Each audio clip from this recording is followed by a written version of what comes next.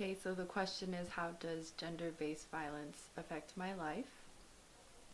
I think I came to this country as an educator, someone who is working with young women and men, um, and individuals in a place, in a culture that I'm not familiar with. But I think one thing that I have learned that is common for everyone, every human on the world in this world, is that gender-based violence is often thought of something that is just physical,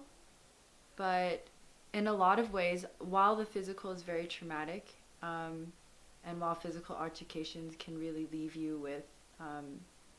huge emotional and psychological scars, we it's harder to talk about the emotional or the psychological violence that can be inflicted between genders. Um, and I have spent a lot of time thinking of ways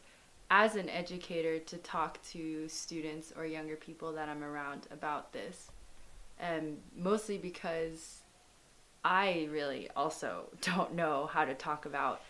gender-based violence on those levels because it affects my life.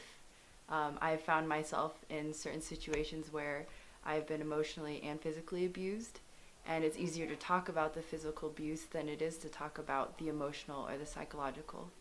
because that's what takes longer to think about and to liberate yourself from. But I also think that it's equally worth important to discuss because